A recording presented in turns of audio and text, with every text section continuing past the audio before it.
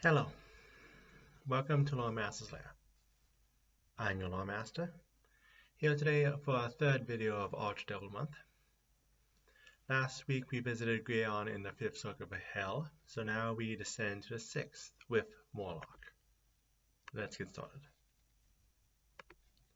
We start off, as always, looking at where you yourself can find information on Moloch.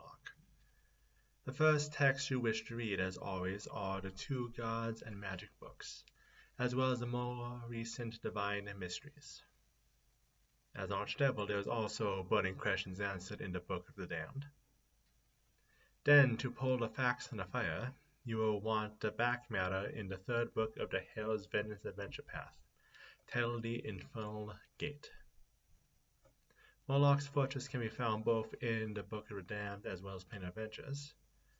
And then finally, side tangents will be from, as they have been from the Book of the Damned, as well as the Starfinder's GM core, which again has some snippets of hell in it. Before the fall of Asmodeus and his followers, they decided to collect a weapon to tilt the balance to their side. So he sent his loyal subjects the censors of heaven, asking for the embers of the flames used to burn blasphemous books. However, the censor spoke to refuse to hand over the flame, instead insisting that at most the censor could carry the blasphemous fire to him. So, the flame was brought to Asmodeus, but he was unable to receive it himself. However, Asmodeus, the schemer he is, saw an opportunity and ordered the censor to fight for him using the flame. And Moloch obeyed. However, after years of fighting, the fire began to consume Moloch. Or, more in reality, it was found that Moloch and the fire had become one and the same, and the old body was just breaking down. To remedy this, a suit of armor was commissioned, giving form to Moloch as he continued to serve Asmodeus without question. So, with that all set up, let's look at today's first side tangent, the part of the show where we look at not just one devil, but get a glimpse of another. Alakor. The Pack Lord is a fire-breathing archer with his body encased in armor, with the head of a lion and the talons of an eagle. He spent centuries at the fortress of Hell before he ascended, becoming Hell's most obedient hunter. Now he serves as the leader of all those who hunt intelligent beings and enemies of Aristal, and is fully against showing wounded creatures mercy, only furthering the hunt. Moloch's faith is different from other archdevils. There is no lies or manipulation to it, only being pure force.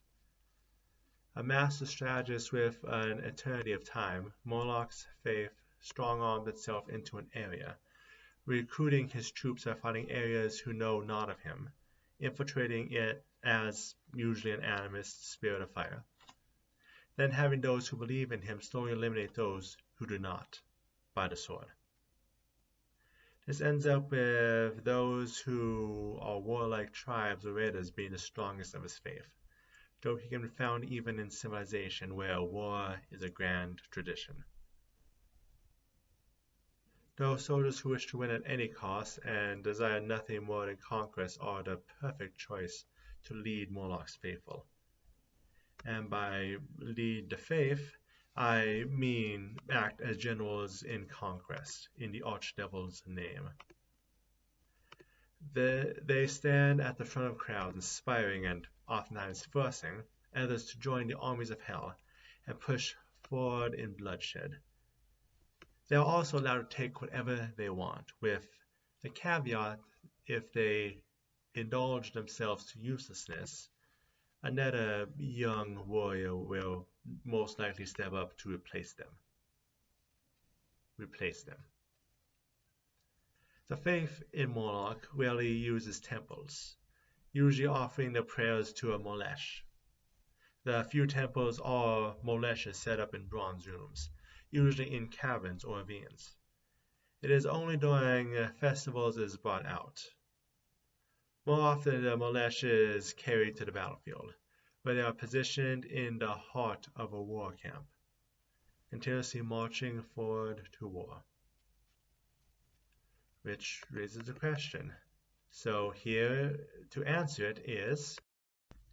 Hello, hello, hello. I'm the Laughing Salesman here today for our second side tangent, the center of the faith of Moloch, the Moloch. An object too big for me to have even an approximation of it with me today. While the object comes up later with the history, what you need to know is that the Moloch is an iron statue of a bull, with it hollow inside. The bull's purpose is ritual sacrifice, trapping someone behind a door which only opens from the outside, and then heating the idol with hellfire, until the creature inside is extra crispy. With the added side note is that the statue also makes the screams of the one inside sound like the bellows of a bull. Moloch is ruler of the sixth ring of hell, Malborg. Ash from every single violent death suffered on the mortal plane rains down on the region, making the area white as snow. However, its main feature is that it serves as a fortress, a large metal castle of impossible size dividing the region within its walls. Some so far apart from the inside it just seems like a large field. Moloch's own center of authority is the Moloch Keep, which is itself large enough that its full size cannot be observed, within serving as army of endless soldiers, military libraries, siege weapons and traps, and at the center the object known as the Eye of Baal, allowing the general of all Hells Armies to see everything happening on the plane. And on to our third side tangent. We look at the small changes we know from Starfinder. Still, the ash-filled areas serve as fortresses, but much of the ash is no longer simply from battle, but from various factories that now can be found among the various keeps. Now, for general information, we actually have places where Moloch's faith is strongest, which is something we haven't seen for a while. They haven't been dropped from gods more recently, but anyway, specifically is in places outside of civilization like the realms of the Mammoth Lords, the land of the Norm Kings, and the mountains of the Mongolian Expanse. That said, the faith is also strong among the various mercenary bands. The holiday of the faith is the Feast of Flames, the once-a-year sacrifice made in a Moloch. As for holy texts, the iron scripture is a small bit of scripture usually etched in the armor, which in its totality reads, "What begins in glory ends in hell. His tithe, 5 of every 7. All blessings come in fire. Flesh burns, iron bows. Victory begets victory. Consume cowardice. Obey." And finally, allies with other deities. As stated, the followers of Moloch play nice with those of ancestral worshippers, at least at first. He also gets along with the faith of Asmodeus and, to a lesser extent, Dispater. And a distant third is Beelzebul, Moloch being one of the few willing to listen to Lord of Flies for an extended period of time. As for enemies, first and foremost is the god of offensive tactics Tureg, who sees few greater evils than Moloch's meaningless wars. And for neutral relationships, there seems to be some dialogue with Suriel, the horseman of war. Don't know why I couldn't say the name, but but for what ends is unknown.